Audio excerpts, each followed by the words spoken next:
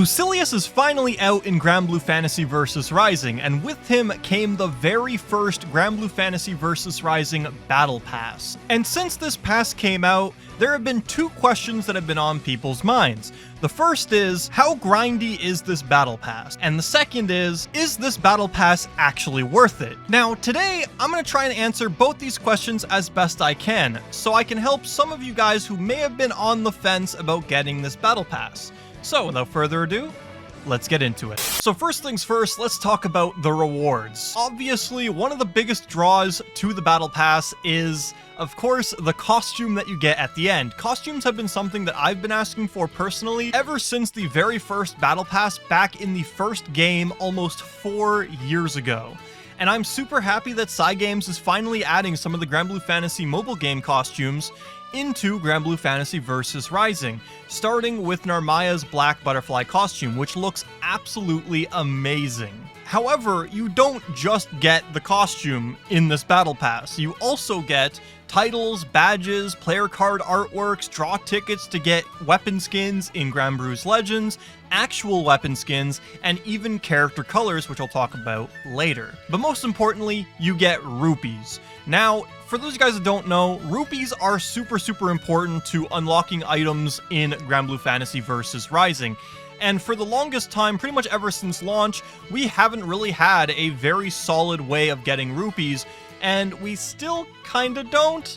Now, rupees are super important because it allows you to unlock different items such as colors, weapon skins, music, artwork, just pretty much anything, heck, even alternate costumes you can get using rupees. And even now, with Lucilius being out, you can now actually purchase DLC characters using rupees, which is absolutely insane. So yeah, rupees are kind of important. However, the Battle Pass doesn't really fix this issue as much as you'd hope. Now, previously, you would only ever get 150 rupees a day by doing your daily challenges. However, with the Battle Pass, you actually get a grand total of 2,970 rupees from this Battle Pass.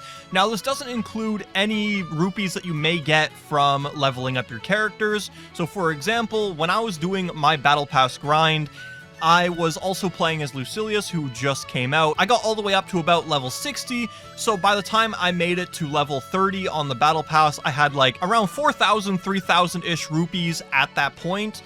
But yeah, rupees are super important, and the Battle Pass does give you more access to rupees other than just leveling up characters, so that is overall pretty good. Obviously, the other big draws to the Battle Pass other than the costumes and rupees are the character colors and weapon skins.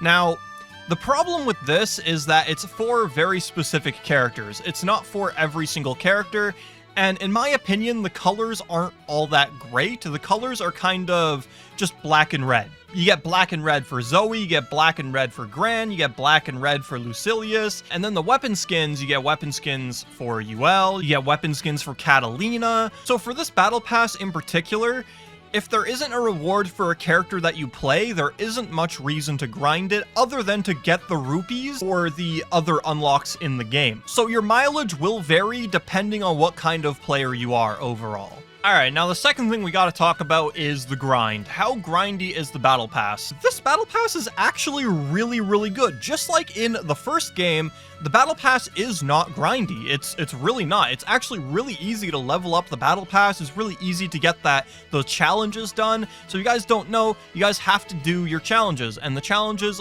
are separated into 3 different categories. Standard, which is basically just playing matches, play 20 matches, get a bunch of XP. The other one is daily missions, which is basically just like really simple challenges. And then weekly missions, which are slightly harder than the daily missions, but are still like really easy to do. So for example, the daily missions for today was perform 5 skills, perform 2 raging strikes, and perform 2 dash attacks. These are challenges that can literally be done in 1 match, if not 1 round. Like, that's how easy these challenges are. And then for the weekly challenges of this week, it was perform 15 raging chains, spend a total of 1,000 skybound art gauge in online matches, and play 10 stages in Granblue's Legends.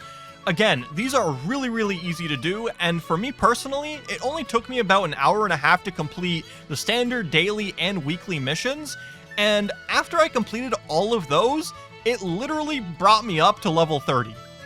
So that means that if we take the amount of time that I spent doing these challenges, which is about an hour and a half, and the Battle Pass itself is only level 60, it's only 60 levels, and the amount of XP that you get, that you need to get for each level doesn't change. It's going to be 800 for every single level. Then that means that you only need to spend about 3 hours total over the span of 2 weeks to get all of this done. And that's not including if you sign in every single day to do the daily challenges. If you just sign in once a week to do the weekly challenges, then you're good.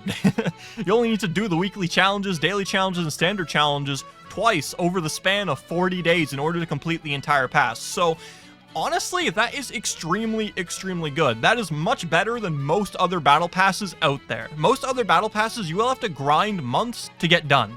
In this game, it'll take you 2 sessions over the span of 2 weeks to get this done. Like that is absolutely insane. That is like ridiculously easy.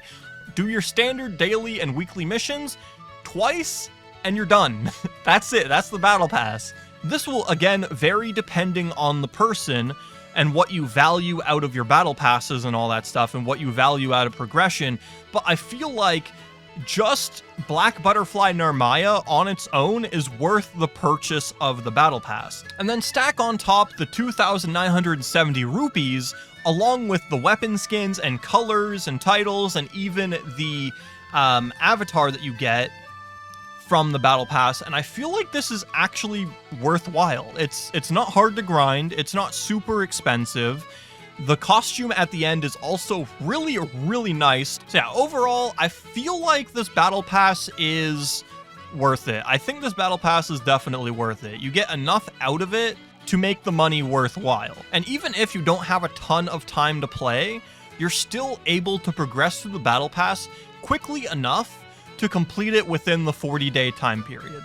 So yeah, guys, I honestly think this Battle Pass is worth it. I do think that this Battle Pass is a good buy. I don't think it's bad. I think even if it was just the Narmaya costume and a couple of colors, I do think it would still be worth it. Like, the amount of value that you get out of the rupees stacked on top of the costume, the colors, the weapon skins, and all of that stuff, I do feel like this Battle Pass is worth it. So yeah, guys, that is it for this video. I hope you guys enjoyed. If you guys did, remember to leave a like, subscribe for more content, and I'll see you guys in the next one. Peace out. It's been Casual.